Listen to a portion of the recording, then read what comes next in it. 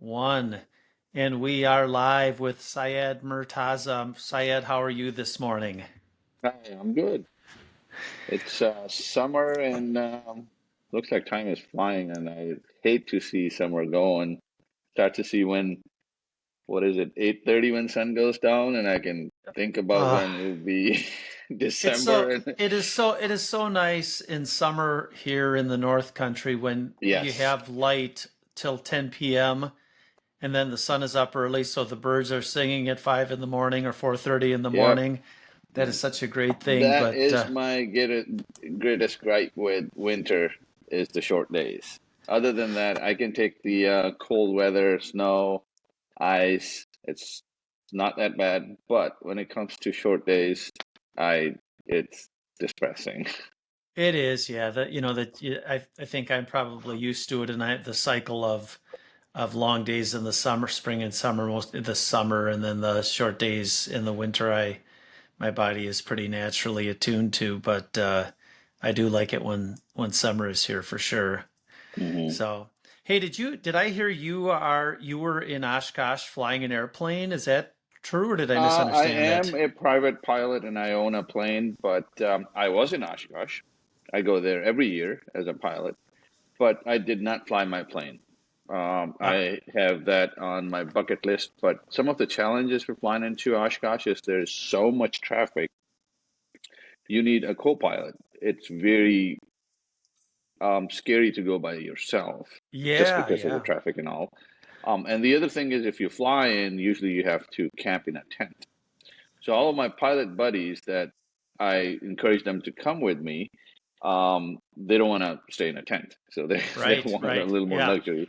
So we end yeah. up taking an RV trailer, park it there, and spend a few days. So yeah, I was there Thursday through Sunday. Okay. Yeah, I'm a pilot as well, a private pilot. Oh, oh Yeah. wow. Okay, what do So you fly? I fly a Citabria and Yep. a 182. So what do you Oh, fly? nice. I have a Warrior, Piper Warrior. Oh, nice. Yep. I'm gonna show. I have a new technology here. Let's see if I can actually show people. Let's see if this works or not. Um, can I show people? Uh, can I show people? Oh, I don't.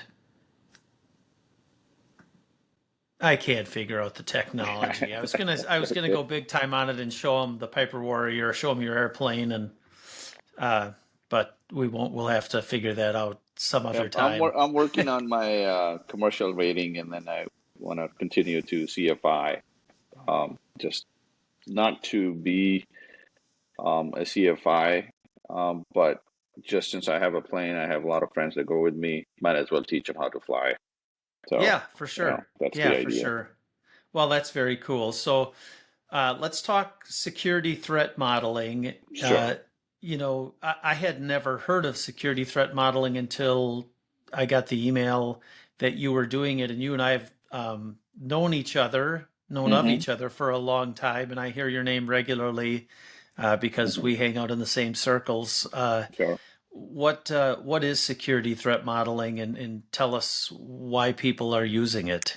Sure. So, in security, there's a huge push to do shift left security. What that means is we want to have security in um, software lifecycle development as early as possible. Um, we all know how important security is becoming in our day-to-day world, especially when it comes to sensitive information to big companies. Security is starting to become more and more important in our day-to-day business. And so the security community is trying to get ahead of all of the ransomware, all of uh, the threats that we see, and they're increasing day by day. So how do we handle that? Now, threat modeling is part of shift left security, where we look at security in the early stages of development. This is my personal thing where I say, I give an example. When we started developing software, I don't know, 30, 40 years ago, SDLC didn't used to exist. right? And so the whole idea was we need software, so we get and build software.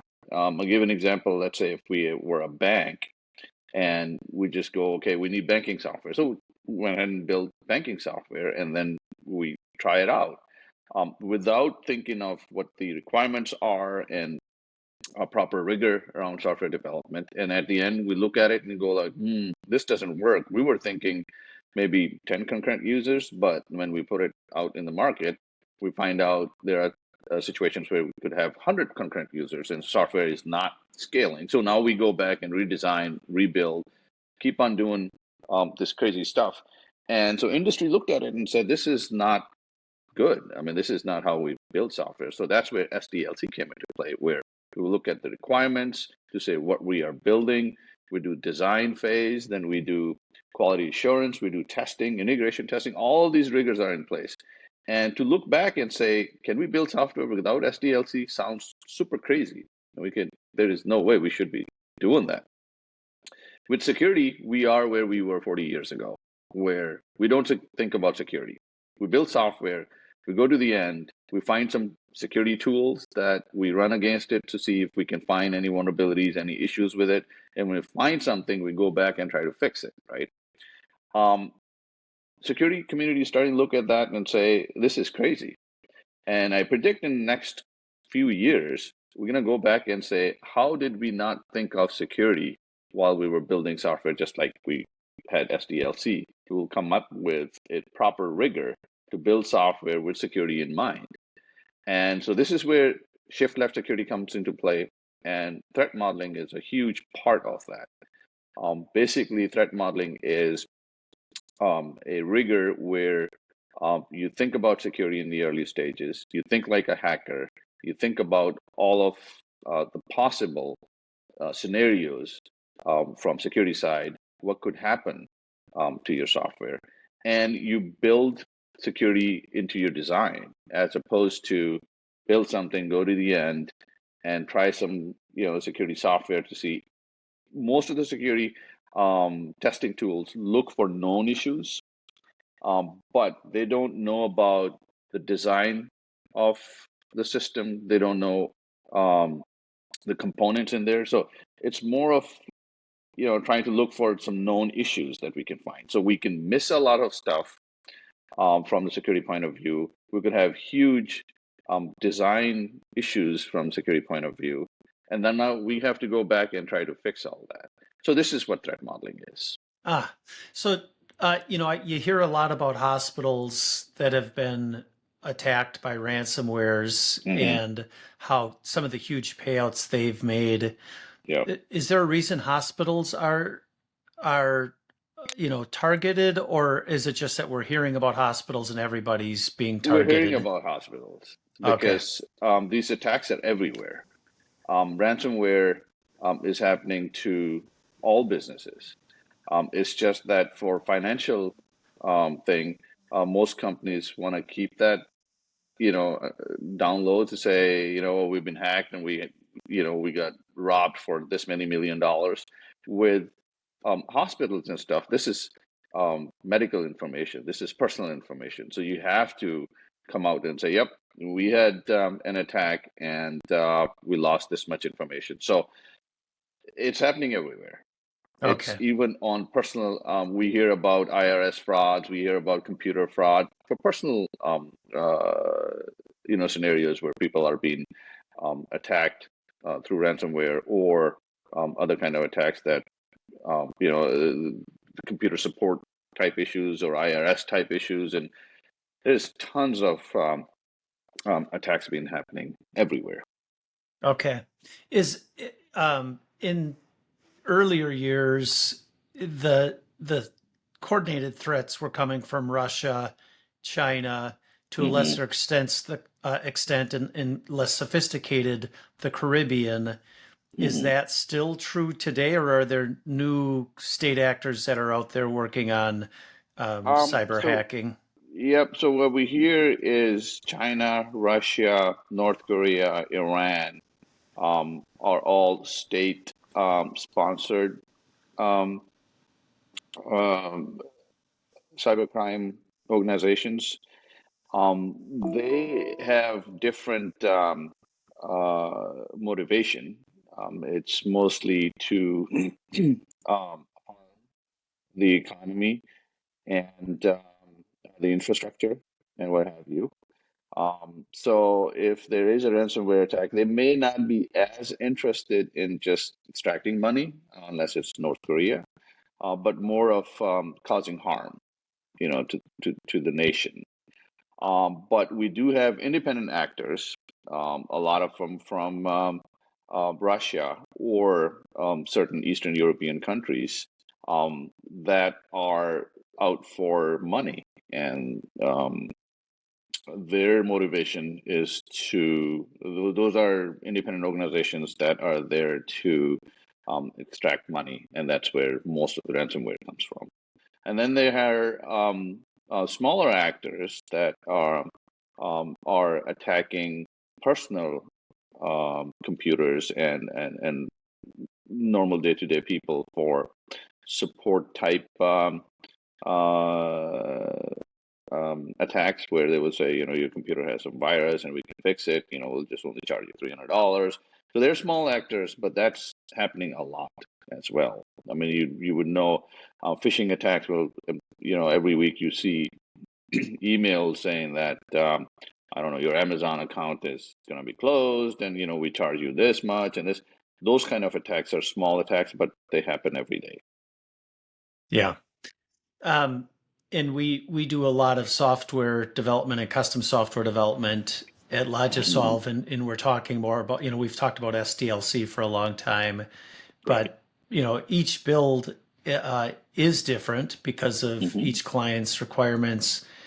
How long until we see AI become part of the security that can be embedded into our software designs? I know there's talk of that, and we talk about that internally, but I Right. don't think we're not there yet. We use best practices, Hmm. but we're not using AI yet. But we're looking at ways to use it. Is that on the horizon in your mind? Um, so it's a double-edged sword. With AI, you have some facilities where it could generate some code, give you software. But from security point of view, um, again, security is always lacking. So AI is not really thinking security. Just like we haven't started as humans. I mean, we've been, like I said, developing software for 40 years. Um, and or even more, and we haven't even caught up on thinking about security. So AI is far behind actually. So some of the AI bots that can generate code have the most security vulnerabilities in it. And so from security point of view, we have to pay even more attention to what AI is doing in software world, because um, currently AI is trying to catch up on software development and maybe getting to a point where it could generate code, but it will be some time before we get to a point where AI understands security and generates secure code. Okay. Yeah, I think our internal discussions more center around how do we, will we get to a point where we can take AI and embed it into the code so it can be always looking for security risks so that it can notify the user. So Sure. start to work with the network and the security softwares to be an extra layer Hmm. actually into the design of the software. We're not there yet, but it's certainly talking and we're looking at those things. I know that. Sure. Yeah. I mean, the bot would have to understand security challenges, and maybe threat modeling and all of those things, and you know, then possibly you could get there, but I think it will take some time. Yeah, yeah, I think we agree with that. So, Mhm. well, good. We are almost at our 15-minute mark. Syed, Murtaza, thank you so much. It's great seeing you. It's been a while, but thanks for your Yep. time and for joining the podcast. Sure. Thank you. For everyone else, you are listening to the Kelly Wendland Podcast.